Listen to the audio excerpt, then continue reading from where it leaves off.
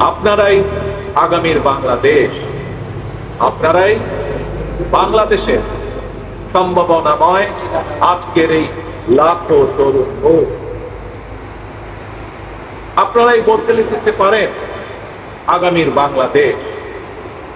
এই তারুণ্যই ফ্যাসিবাদ মুক্ত বাংলাদেশে প্রতিষ্ঠা করবে নিজেদের অধিকার।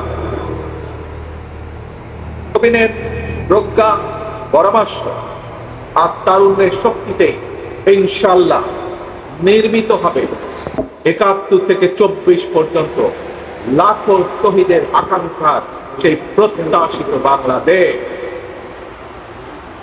আজকে এই তারুণ্যের সমাবেশের সভাপতি জনাব আব্দুল মোনায়েম মুন্না, উপস্থিত বাংলাদেশ জাতীয়তাবাদী দলের স্থায়ী কমিটির সম্মানিত সদস্যবৃন্দ, বিএনপির কেন্দ্রীয় এবং অঙ্গ সহযোগী সংগঠনের নেতৃবৃন্দের নামে নির্দিষ্ট পরিমাণ কিছু জমিও রয়েছে।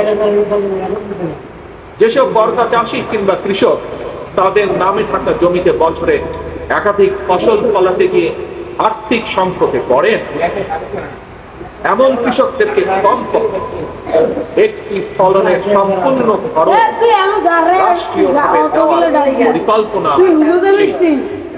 উৎপাদনের জন্য ফার্মার্স কার্ডের মাধ্যমে সরকারি সহায়তা পেলে উৎপাদন যেমন একদিকে বাড়বে, তেমনি কোনো কৃষি জমি অনাবাদি থাকবে না এবং একই সাথে ভূমিহীন কৃষকদের জন্য কর্মসংস্থান সৃষ্টি হবে। প্রিয় সমাবেশ, ব্যক্তি, পরিবার এবং দেশের উন্নয়নের জন্য অবশ্যই আমি মনে করি সবার আগে এই ধরনের যে সমস্যা, সেই সমস্যার সমাধান করা উচিত। প্রিয় উপস্থিতি, এই বিষয়টি নিয়ে আমি গত ১ দশক ধরে বেশ অনেকবার কথা বলে এসেছি।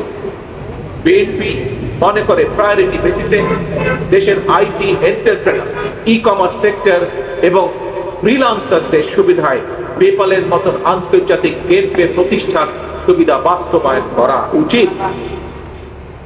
বাংলাদেশে পেপাল সুবিধা নিশ্চিত করা গেলে, যার লক্ষ্য আমাদের রয়েছে, তাহলে লক্ষ লক্ষ ফ্রিল্যান্সারদের কাজের সুযোগ করার পাশাপাশি দেশে রেমিটেন্সের পরিমাণও বাড়বে ইনশাআল্লাহ।